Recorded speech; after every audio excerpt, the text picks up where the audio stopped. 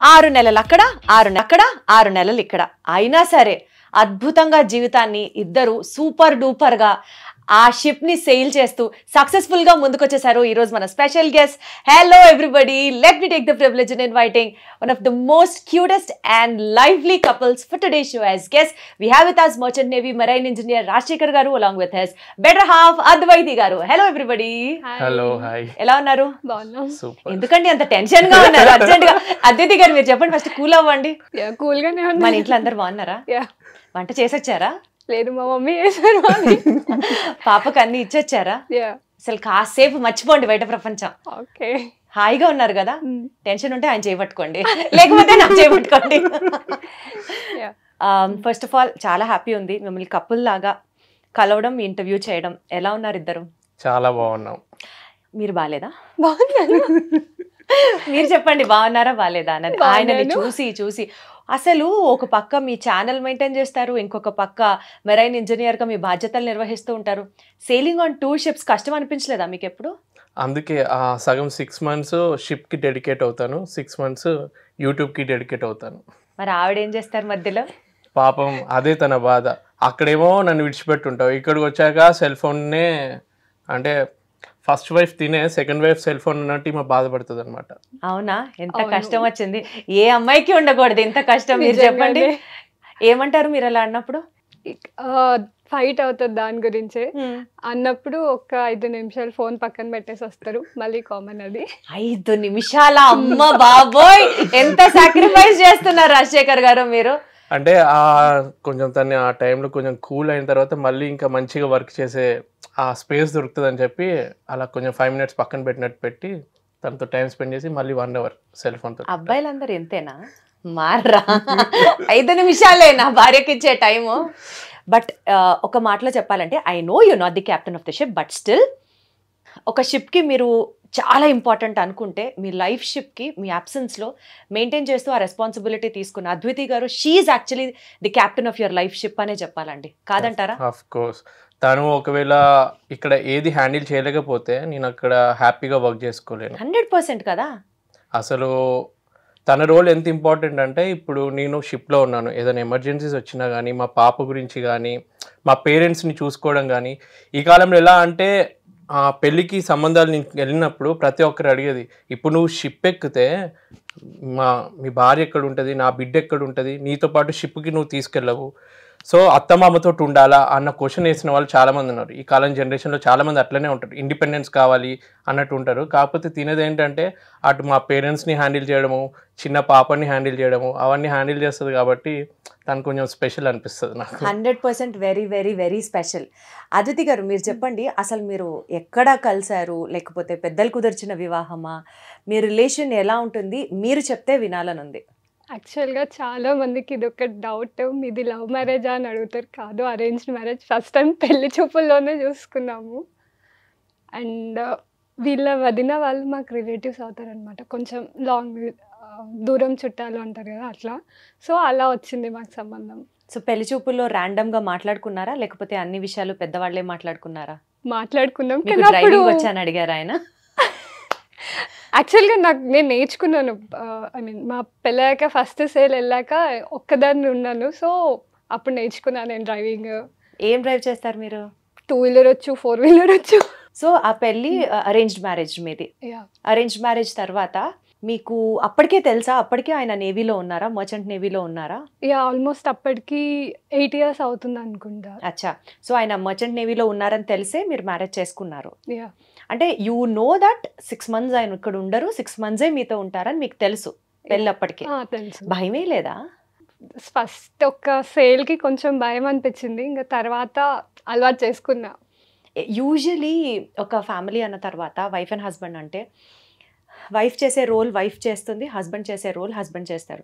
Like for example చిన్నవే మాట్లాడుకుందాం.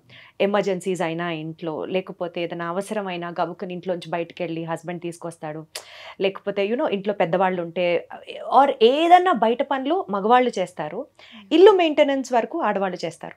6 months ఆయన లేకపోతే ఆయన రోల్ మీరు తీసుకొని చేయడం ఎప్పుడైనా కష్టం అనిపించిందా? Did you ever have that challenging situation in life?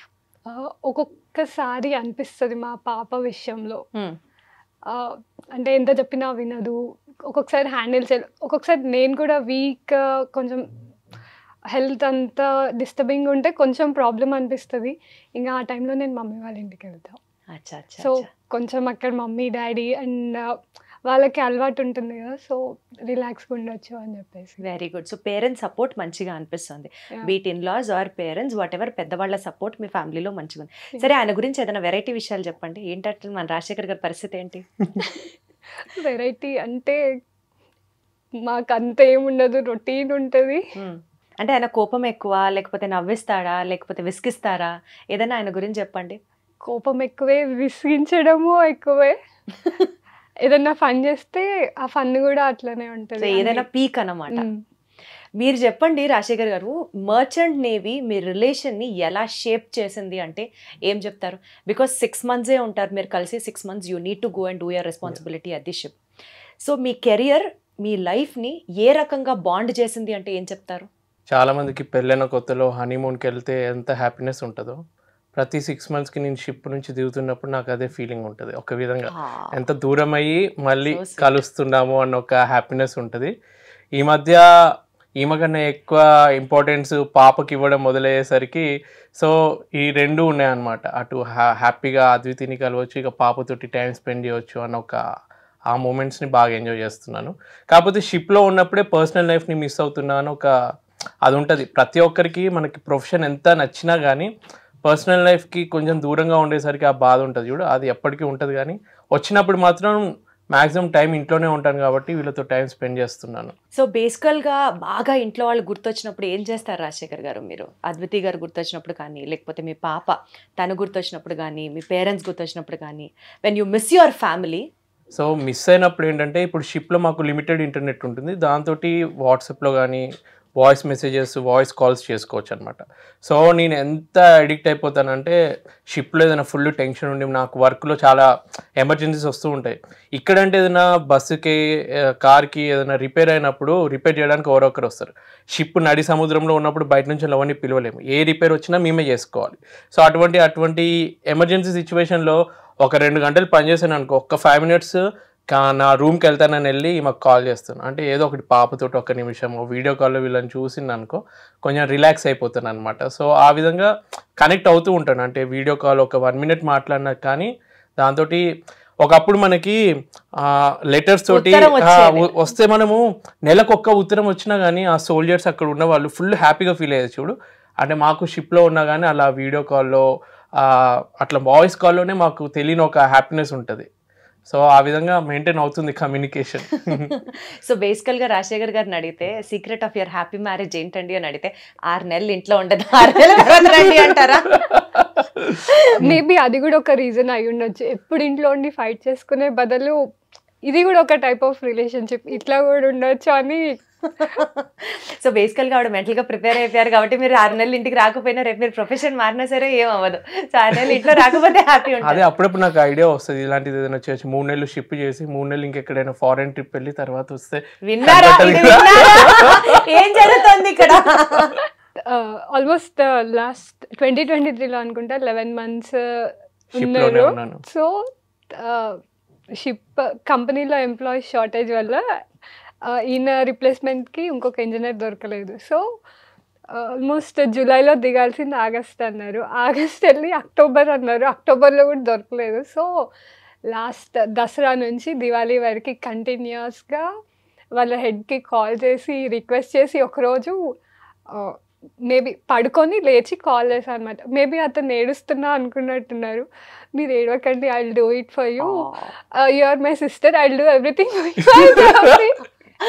ఆ రోజు నెక్స్ట్ 1 weekతో మీ హస్బెండ్ ఇంట్లో ఉంటారు అని చెప్పి నిజంగా కరెక్ట్ 1 weekలో ఇంటికి వచ్చేసారు. చూసారా ఉమెన్ పవర్, చూసారా అసలు ఆ పోర్ట్ ఎంత డేంజరస్ పోర్ట్ అంటే పాపాను గునియా అని చెప్పి అక్కడ మాక్సిమం ఎవరిని దింపరు అనమాట.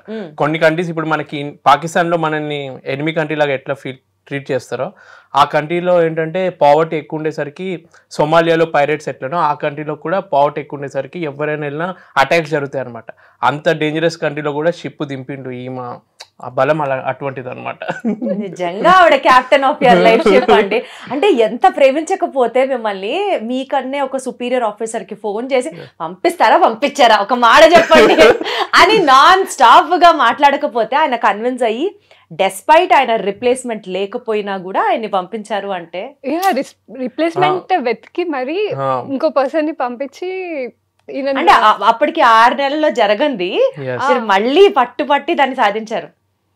బేసికల్ గా సత్యభామ గారి కంటే ఇంకా ఎవరెవరు కంటే కూడా చాలా ఆఫీసర్ ఇంకా కాంటాక్ట్ లో ఉంటారు. ఎప్పుడైనా ఏదైనా విషెస్ కానీ ఏదైనా పంపించిన డెఫినెట్ గా రిప్లై వస్తుంది అతని దగ్గర నుంచి. Wonderful, so sweet. అంటే మీరంతా ట్రూగా లవ్ చేస్తున్నారు కదా మీ హస్బెండ్ ని, కాబట్టి ఆ మెసేజ్ మధ్యలో ఎక్కడ బ్రేక్ లేకుండా ప్రాపర్ గా కన్వే అవుతుంది, మీకు కూడా ఆ రిజల్ట్ రిఫ్లెక్ట్ అవుతోంది. So we are happy that way. ఎప్పుడన్నా అట్లా సర్ప్రైజులు ప్లాన్ చేశారా ఆయన షిప్ లో ఉన్నప్పుడు? లేదు, అట్లా ఎప్పుడు ప్లాన్ అట్లా ఎప్పుడు ఆప్షన్ రాలేదు ఇప్పటి వరకు. అవునా? సో పిల్లల్ని హ్యాండిల్ చేసేటప్పుడు ఇప్పుడు మీరంటే యువర్ అడల్ట్స్, మీకు తెలిసే మ్యారేజ్ చేసుకున్నారు, so things like that. But చిన్న పిల్లలు ఉన్నప్పుడు మీ పాపని మీరు వెళ్ళిపోతూ ఉన్నప్పుడు తను ఫీల్ అవుతుంది కదా, డాడీ లేరు, డాడీ ఉండరు ఇంకొక మళ్ళీ 6 months వరకు అన్నది. ఆ ప్రెషర్ ఎలా హ్యాండిల్ చేస్తారు ఇద్దరు? నేను మెంటల్గా ముందే ఫిక్స్ అయ్యాను. అంటే నాకు ముందు నుంచి అలవాటే కాబట్టి ఇలాంటిది ఫేస్ చేయాలని ముందే ఫిక్స్ అయ్యాను.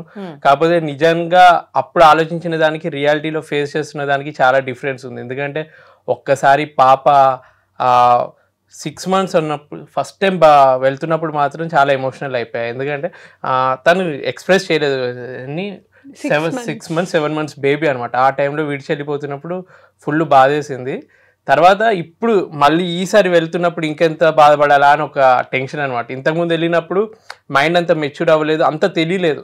నేను వెళ్తున్నానంటే ఏదో ముంబైకి కోర్స్ కోసం వెళ్ళుంటాడేమో, 3 daysకి 4 daysకి మళ్ళీ నాన్న వచ్చేస్తాడని అనుకుంటుంది. ఇప్పుడు వెళ్తుంటే మాత్రం ఇప్పటికీ ఇంకా 1 monthలో నేను షిప్ ఎక్కుతానమ్మా, ఓకేనా అంటే వద్దు నాన్న ఎక్కొద్దు, ఇక్కడే ఉండాలి కదా నువ్వు, ఇక్కడ ఏదైనా చేసుకో అంటే అప్పుడప్పుడు అంటే తనకి ఒక ఫీలింగ్ రావాలి, నాన్న ఇంట్లో ఖాళీగా ఉంటాడన్న ఫీలింగ్ రావద్దని చెప్పి నేను ఏం చేస్తానంటే యూట్యూబ్లోనే మధ్యలో ప్రమోషన్స్కి అంటే వర్కింగ్ ఫాదర్ లాగా నా బిడ్డకి నేను కనిపించాలని చెప్పి అప్పుడప్పుడు బయటకు వెళ్ళి ప్రమోషన్స్కి వెళ్తాను అనమాట. నాన్న ఈరోజు నువ్వు ప్రమోషన్కి వెళ్ళలేదా, ఎందుకు డల్గా ఉన్నావు, ప్రమోషన్కి వెళ్ళు ఏం కాదు అని అంటే మొత్తం దానికి అర్థమవుతుంది అనమాట. మా డాడీ కూడా ఇక్కడే ఉంటున్నాడు, పని చేస్తున్నాడు, తర్వాత మళ్ళీ షిప్లో వర్క్ చేస్తాడు, వస్తాడు, మెల్లమెల్లగా అన్నీ అర్థం చేసుకుంటుంది. కాకపోతే వేరే రిలేటివ్స్ వాళ్ళ దగ్గర ఏదైనా ఫెస్టివల్స్ జరుగుతున్నప్పుడు వాళ్ళ పేరెంట్స్ తోటి ఫాదర్ తోటి ఆడుకుంటున్నప్పుడు తిని అర్థం చేసుకుంటుంది అనమాట. ఆ టైంలో ఏమో ఫీల్ అయిపోయి నాకు ఫోన్ చేస్తుంది, చూడు వాళ్ళు అంటే పాప అంటుంది నాన్న లేడేంటి, రాత్రి అప్పుడప్పుడు బెడ్ మీద మేము ముగ్గురం ఉంటాం కదా, అలవాటు అయిపోయి మళ్ళీ వీళ్ళిద్దరే ఉన్నప్పుడు నాన్న గుర్తొస్తుండో అని ఏడవడము, ఆమెను ఓదార్చే బదులు ఈమె కూడా అప్పుడప్పుడు ఏడ్చి నాకు ఫోన్ చేయడము, అవన్నీ కొంచెం ఎమోషనల్ అయిపోతాం ఆ టైం. ఆ మాట మీరు చెప్తుంటే ఇప్పుడే ఆవిడ ఎమోషనల్ అయిపోతున్నారు, ఆ కళ్ళ నిండా నీళ్లు చూడండి ఒక్కసారి. బట్ ఆ టైంలో హ్యాండిల్ చేయడం అమ్మో అస్సలు అవ్వదు. ఎంత ట్రై చేసినా కూడా నాకు నాన్ననే కావాలి ఇప్పుడు. యాక్చువల్గా లాస్ట్ 3 years అంత ప్రాబ్లం అవ్వలేదు కానీ అసలు మిమ్మల్ని అలా చూస్తుంటే నాకే కళ్ళలో నీళ్ళు తిరిగిపోతున్నాయి ఇప్పుడు. లాస్ట్ 3 years ఆ ప్రాబ్లం అవ్వలేదు. బట్ రీసెంట్గా జూన్లో జాయిన్ అయినప్పుడు అనుకుంటా మా ఇన్లాస్ కూడా యూఎస్కి వెళ్తున్నారు. సో మేమిద్దరం ఉండడం కష్టం అనేసి మమ్మీ వాళ్ళ దగ్గర షిఫ్ట్. సో వాళ్ళు యూఎస్కి వెళ్ళే టైంకి మేము వెళ్ళామన్నమాట సెండ్ ఆఫ్ వేయడానికి. వెళ్తే ఇంకా మా రూమ్లోకి వెళ్ళి ఉండగానే గుర్తొస్తాయి కదా తనకన్నీ, నాకు నాన్న కావాలి, నాన్న అలా ఎలా వదిలేసి వెళ్ళిపోయాడు నన్ను అంటే ఇంకేం చెప్పాలి, సరే ఉన్నాం కదా మేము ఉన్నాం కదా అంటే కాదు నాకు నాన్ననే కావాలి. నేనున్నన్ని రోజులేమో నాన్నని కొడుతుంది, నాన్నంటే ఇష్టం లేదు అని అంటది. అయితే అదే క్వశ్చన్ అడుగుతుంది, ఎందుకు నాన్నంటే ఇష్టం లేదు కదమ్మా నీకు, ఇప్పుడు ఎందుకు నాన్న గుర్తొస్తున్నాడు అంటే లేదు నాన్నంటే ఇష్టం, నాకు నాన్న కావాలి అంటే అప్పుడు దూరం అయినప్పుడు ఇంకెక్కువ దానికి అర్థమవుతుంది అనమాట. అసలు ఆ బాండ్ ఎంత వాల్యుబుల్, ఎంత ప్రెషస్ అర్థమవుతుంది.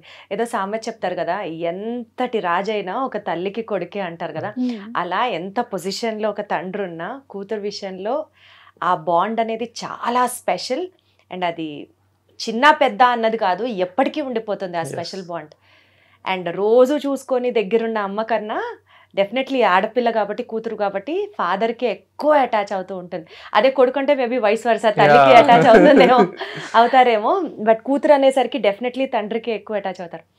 బేసికల్గా మీరిద్దరూ మర్చెంట్ నేవీ గురించి ఉన్న మిస్కన్సెప్షన్స్ని, అంటే నేను ఇలా అనుకున్నాను కాదు కదా ఇలా అయింది, లేదా అసలు ఇలా కదా ఉండాలి, దిగిన తర్వాత తెలిసిందే నాకు ఏంటి ఇంత కష్టంగా ఉంది అని ఆయన కెరియర్ గురించి ఏమైనా తెలుసుకున్న సిచ్యువేషన్ ఉందా? అంటే టఫ్ సిచ్యువేషన్ లాగా అనుకోవచ్చు మనం. టఫ్ అంటే ఇప్పుడు వరకు ఎప్పుడు ఫేస్ చేయలేదు, బట్ రీసెంట్గా జాయిన్ అయినప్పుడు కింద పడ్డారనమాట 2 daysకే. మెట్లు జారి కింద పడ్డాను అనమాట నేను. సో అదే ఇలా అయింది ఏంటి సడన్గా అని ఒక 1 week 10 days ఒక టైప్ ఆఫ్, అంటే ఇక్కడ నుంచి వెళ్ళిన తర్వాత జాయిన్ అయ్యాక వితిన్ 2 daysలోనే అనుకుంటే కింద పడ్డారు. అండ్ అదొక్కటైతే, ఇది జరిగినాక ఒక 3-4 daysకి వీళ్ళ ఫ్రెండ్ ఎక్స్పైర్ అయ్యారు అనమాట. యాక్చువల్గా వాళ్ళ ఫ్రెండ్ అతనికన్నా నాకు కొంచెం ఎక్కువ సేమ్ ఫీల్. సో మొత్తం కలిపి ఒక 1 month ఫుల్ డిస్టర్బింగ్ ఉండేది. ఇది తినేందుకు కనెక్ట్ అవుద్ది అంటే, ఇప్పుడు నా ఫ్రెండ్ వాళ్ళ వైఫ్ అర్థం చేసుకుంటుంది కదా. ఇప్పుడు సడన్గా నాతో ఉన్న husband all of a morning వాక్కి వెళ్ళి ఇంటికి రాగానే తను హార్ట్ స్ట్రోక్ తోటి చనిపోయారు అనమాట. సేమ్ నా ఏజ్ తను కూడా. సో అవన్నీ ఆ టైంకి నాకు షిప్లో నేను జారిపడి ఇక్కడ కుట్లు టైపు అప్పుడు వేయలేదు, కానీ షిప్లో కుదరలేదు, కట్ అయిపోయింది అనమాట. ఒక హెవీ ఆబ్జెక్ట్ నా తల మీద పడి ఆ హాస్పిటల్ కూడా వెళ్ళలేదు అనమాట. షిప్ అప్పుడు సముద్రంలో ఉంది కాబట్టి వెంటనే ఎమర్జెన్సీగా మేము దిగలేకపోయాం. మీకు షిప్లో డాక్టర్స్ ఉంటారా? షిప్లో డాక్టర్ ఉంటారు. మా మెర్చెంట్ నేవీ షిప్లో ఎలా ఉంటుందంటే, ఉండేది మేము ఒక 22-23 members క్రూ ఉంటాము.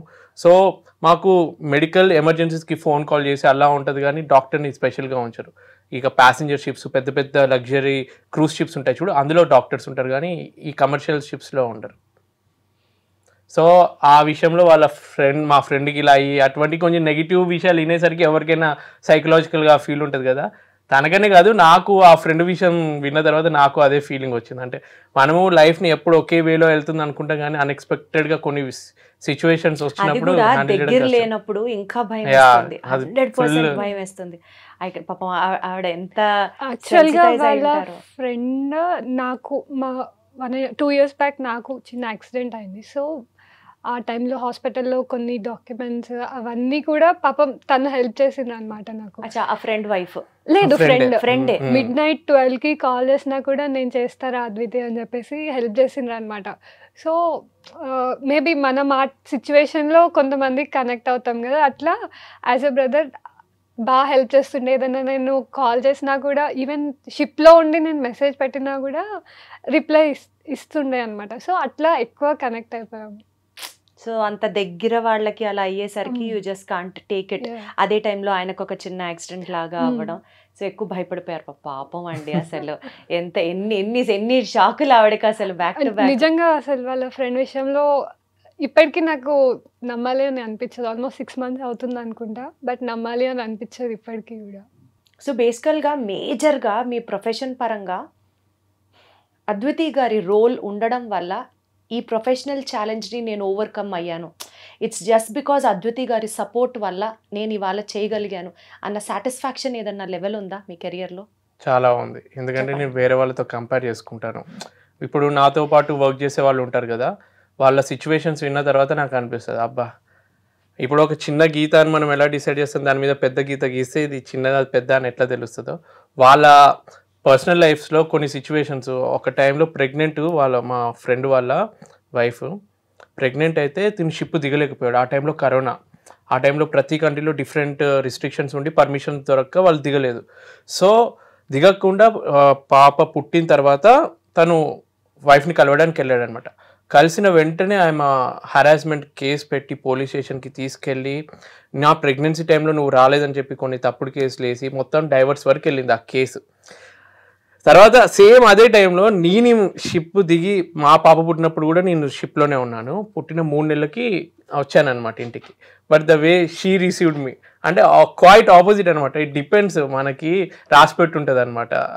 అంటే లైఫ్ పార్ట్నర్ దొరకడం కూడా కరెక్ట్ వేలో దొరికిన వాళ్ళు నిజంగా అదృష్టవంతుడు. ఎంత సక్సెస్ఫుల్ పర్సన్ అయినా కానీ, అంతెందుకు బిల్ గేట్స్ కూడా డైవర్స్ అయింది. పెద్ద పెద్ద బిలియనర్స్ కోట్లు సంపాదించే వాళ్ళు కూడా భార్య కరెక్ట్ లేకపోతే టార్చర్ పెడితే ఎంత సంపాదించినా వేస్తే.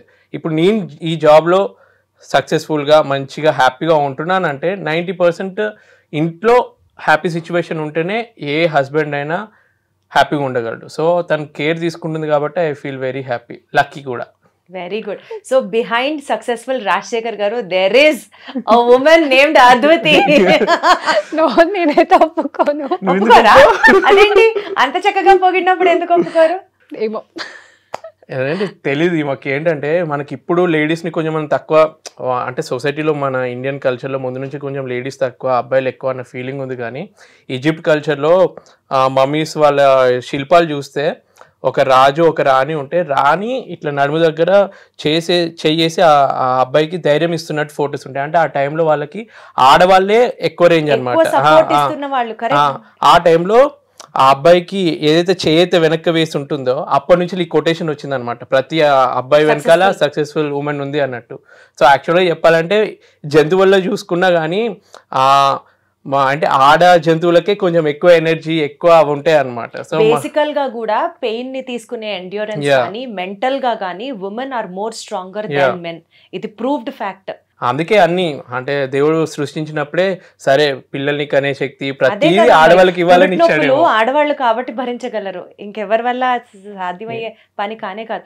మెంటల్ గా అద్వితి మీరు చెప్పండి, ఎలా మీరు బ్యాలెన్స్ చేస్తారు? అంటే ఆయన లేనప్పుడు సపోజ్ ఆ సెపరేషన్ ని హ్యాండిల్ చేయడం, కొన్నిసార్లు పాప రెస్పాన్సిబిలిటీ, ఇన్లాస్ రెస్పాన్సిబిలిటీ, బయట పనులు ఇన్ని చూసుకుంటూ ఆయన కావాలి అనిపిస్తుంది, బట్ స్టిల్ ఉండరు. ఆ సెపరేషన్ ని ఎంత మెచ్యూర్డ్ గా మెంటల్ గా హ్యాండిల్ చేస్తారు చెప్పండి? Usually what is Advithi's take on this?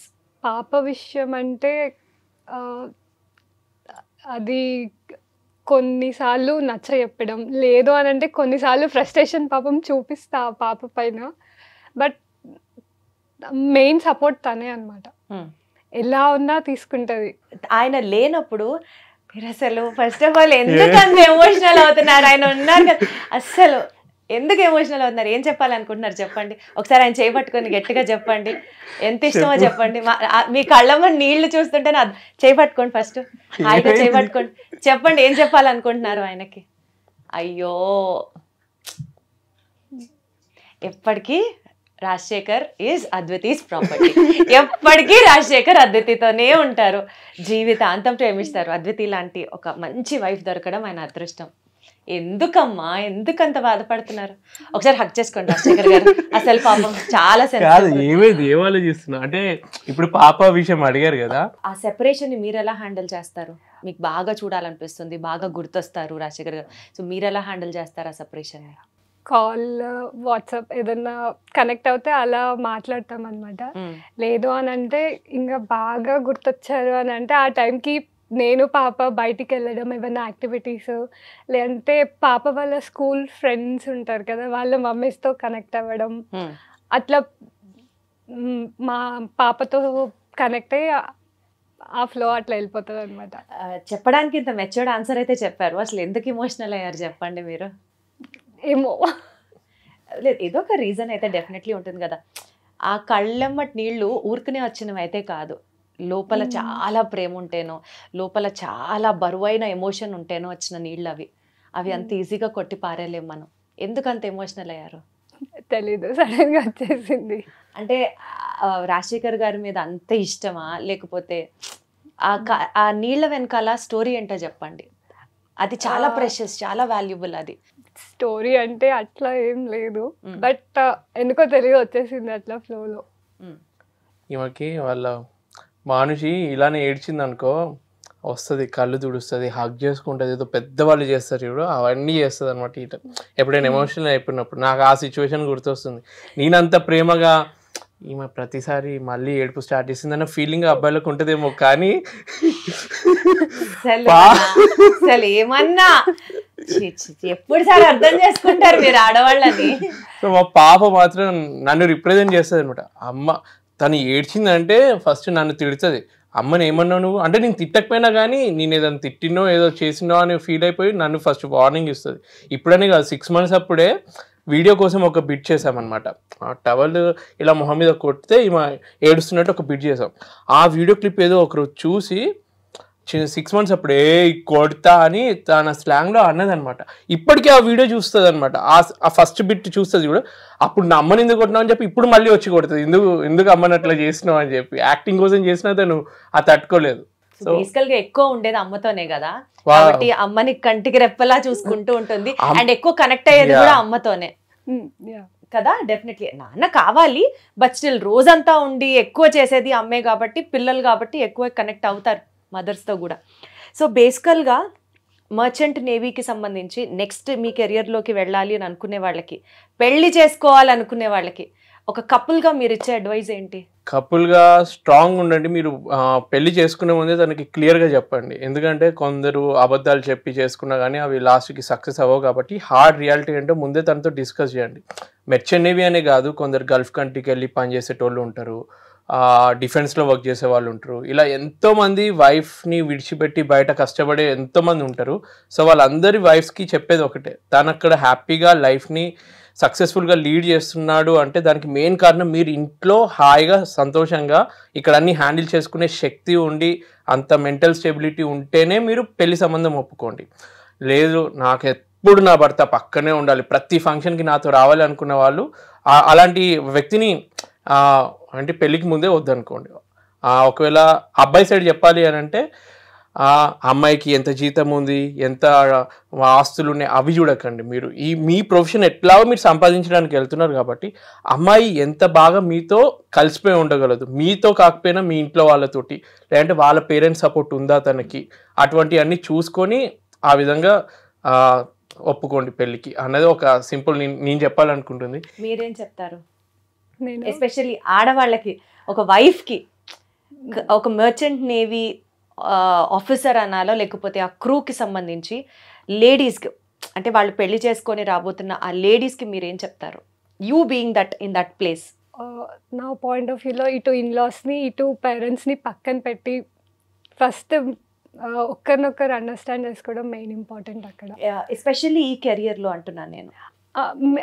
దీంట్లో నేను మెయిన్గా ఇటు ఇన్లాస్ని ఇటు పేరెంట్స్ని పక్కన పెట్టి, అరే నువ్వు ఎక్కడ ఉంటావు, తర్వాత నీ ఫ్యూచర్ ఏంటి, ఎర్నింగ్స్ ఏంటి, ఎంత వస్తుంది, ఇటు నుంచి క్వశ్చన్స్ వస్తే మనం ఇటు పెడతాం, ఇటు నుంచి క్వశ్చన్స్ వస్తే ఇటు మన పేరెంట్స్ పైన పెడతాం. సో అవన్నీ పక్కన పెట్టేసి మనం ఏంటి అనేది మనం చూసుకోవాలి ఫస్ట్. సో ఇప్పుడు మనకి ఏదన్నా అయితే ఫ్యూచర్ ఏంటి, ఒకవేళ పిల్లలు ఉన్నారనుకో పిల్లల ఫ్యూచర్ ఏంటి, మనం ఇప్పుడు ఫైట్ చేసుకొని ఏదో విడిపోతాం, పిల్లల ఫ్యూచర్ ఏంటి, మెయిన్గా వాళ్ళ గురించి కదా ఆలోచించాల్సింది. So wife and husband understanding చాలా ఇంపార్టెంట్. మీ ఇద్దరి మధ్యలో అండర్స్టాండింగ్ ఎలా ఉంటుంది? లైక్ మీ ఇద్దరు రిలేషన్కి సంబంధించి ఒక యూనిక్ ఫీచర్ చెప్పాలి అంటే ఏం కోట్ చేస్తారు? అండర్స్టాండింగా, లవ్వా, రెస్పెక్టా, మ్యూచువల్ అడ్మిరేషనా? మీ ఇద్దరు రిలేషన్కి ఒక వర్డ్లో చెప్పాలి అని అంటే ఆ unique quality of what is your both couple అంటే ఏం చెప్తారు? మ్యూచువల్ అండర్స్టాండింగ్ అని నేను అనుకుంటాను. ఎందుకంటే తన కోపం వచ్చినప్పుడు నేను సైలెంట్ అయిపోయి తన ఫ్రస్ట్రేషన్ అంతా తిట్టే అంతవరకు భరిస్తాను. నా కోపం వచ్చినప్పుడు నేను అరుస్తాను, తను వింటది. రెండో లైన్ ఏదో బాగుంది కానీ అసలు అది కోపం వచ్చే మొహం అండి, కోపం ఎక్కువ వస్తుంది. అమ్మ బాబోయ్, ఇంకా నా ఫ్రస్ట్రేషన్ ఎవరిపైన చూపించాలో అర్థం కాక ఉన్నప్పుడు ఇక్కడ, లేనప్పుడు మా పాప పైన ఒక్కొక్కసారి, ఒకవేళ మా మమ్మీ వాళ్ళు ఉంటే మా మమ్మీ వాళ్ళ పైన, ఎవరుంటే వాళ్ళ పైన ఫ్లష్ అవుట్ చేసేయాలని ఫస్ట్. మీకు కూడా కోపం వస్తుందా అద్వితి? సో బాగా మీ కోపం తెప్పించిన విషయం ఏంటి? అద్వితి నాకు జస్ట్ ఈ సోషల్ మీడియాలో నాకు కొంచెం, నేను అనుకుంటాను ఆ ఛానల్ ఎక్కడికో వెళ్ళాలి, నేను అంటే అందరితో పాటు మామూలుగా కాకుండా ఒక ఛానల్ని ఒక రేంజ్కి వెళ్ళాలని నేను ఆలోచిస్తూ ఉంటాను. నువ్వు అంత టెన్షన్ తీసుకోకు, లైఫ్ని ఎంజాయ్ చెయ్యి అన్న థాట్లో అద్వితి ఉంటుంది. అంటే నేను అనుకున్న రేంజ్కి కష్టపడి వర్క్ చేయదన్నమాట సోషల్ మీడియా ప్రకారము, అందులో డెవలప్ అవ్వడానికి. ఆ ఒక్క విషయమే, మిగిలిన ప్రతిదీ పర్ఫెక్ట్. సో మీకు బాగా కోపం తెప్పించిన సంఘటన ఏమైనా ఉందా రాజశేఖర్ గారు? మాకు మా పర్సనల్ థింగ్స్లో ఎప్పుడు ఫైట్ చేసుకున్నాం అట్లాంటివి ఏమి ఉండవు. ఉండేది వీడియోస్, వాటిలోనే కోపము ఫ్రస్ట్రేషన్ అంతా ఓన్లీ ఇక్కడి వరకే ఉంటుంది. అంటే ఆయన లేనప్పుడు ఆ 6 monthsలోనే ఉంటాయి కోపం ఉన్న ఫ్రస్ట్రేషన్, దగ్గర ఉన్నప్పుడు ఏమి ఉండదు అంటున్నారా? ఇక్కడ ఉన్నప్పుడే వీడియోస్ గురించి అట్లా ఫ్రస్ట్రేషన్ లేదు. షిప్ లో ఉంటే అంత నార్మల్ ఉంటుంది. అంతే కదా, ఆబ్వియస్లీ. ఒకళ్ళు దూరంగా ఉన్నప్పుడు ఆయనలో మీరు ఎక్కువ ఏం మిస్ అవుతారు? ఆయన యూట్యూబ్ కెమెరా మాత్రం అది ఎక్కడున్నా పాకెట్లోనే ఉంటుంది.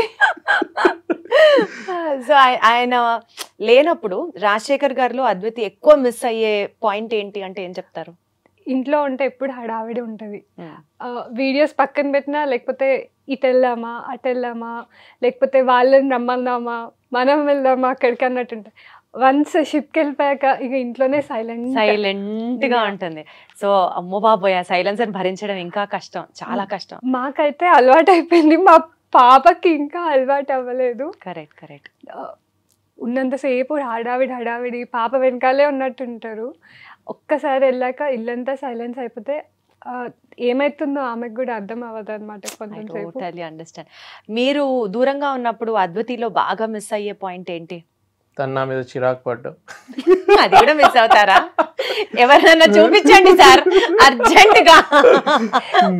అంటే ఎంతసేపు అంత పాజిటివిటీ మధ్యలో కొంచెం ఇట్లా అంటే వైఫ్ హస్బెండ్ ఊరికే గొడవ పడతారు అనుకుంటారు, కానీ అందులో తెలియని ఒక హ్యాపీనెస్ ఉంటుంది.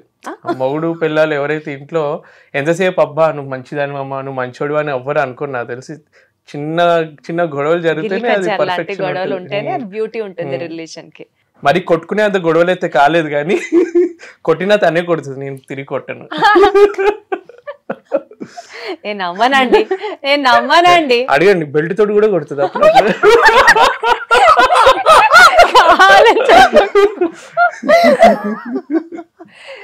అద్వితి గారు మరి ఇంత వైలెంట్ యాంగిల్ ఉందా అండి మీలో? మామూలుగా ఇట్లా కొట్టుకుంటాం అంతేగాని మరి బెల్ట్ మరి ఓవర్ గా చెప్తున్నారు రాజశేఖర్ గారు. ఇంకా మా పాప మంచిగా అదేమంటారు కర్ర చపాతీ కర్ర దొరికితే అది పట్టుకెళ్తుంది. మళ్ళీ మన సరాతం ఉంటుంది కదా దోశ కానీ చపాతీ అది దొరికితే తీసుకెళ్ళి మంచిగా ఇస్తుంది. That's a cute family. Great. Usually ఆయన 6 months ఉంటారు కదా, 6 months తర్వాత వచ్చేటప్పుడు డండనక బ్యాండ్ బాజాలతో ఏమైనా వెల్కమ్ చెప్తారా? అంటే ఏదైనా ఒక స్పెసిఫిక్ రిచువల్ లాంటిది ఏమైనా చేస్తారా? మీరు ఏమైనా యూజువలీ ఫాలో అయ్యే ట్రెడిషన్స్, దిష్టి తీయడాలు కానీ? అలా ఏం చేయము. నార్మల్ యాక్చువల్గా మేము ఎయిర్పోర్ట్ కూడా డ్రాప్ చేయడానికి వెళ్ళము, పికప్ చేసుకొని రావడానికి కూడా వెళ్ళాము. ఆయననే వెళ్తారు, ఆయననే వస్తారు. అంటే మీరు ఏమైనా స్పెసిఫిక్ గా అలాగే ఉండమని చెప్పారా? ఎట్లా? లేదు, నేను ఎక్స్పెక్ట్ చేస్తాను మీరు అన్నట్టు ఏదో ఒకటి ఎయిర్పోర్ట్ కి వచ్చి వచ్చింది 6 నెలల తర్వాత వచ్చిందని ఇట్లా ఉరుక్కుంటూ వచ్చి హగ్ చేసుకుంటదేమో, అటువంటివన్నీ ఎక్స్పెక్ట్ చేశాను. కానీ అట్లాంటిది కాదు. అంటే నా ఎక్స్పెక్టేషన్ కి 1% కూడా రీచ్ అవ్వదని చెప్పి ఇక మెంటల్ గా ఫిక్స్ అయిపోయాను.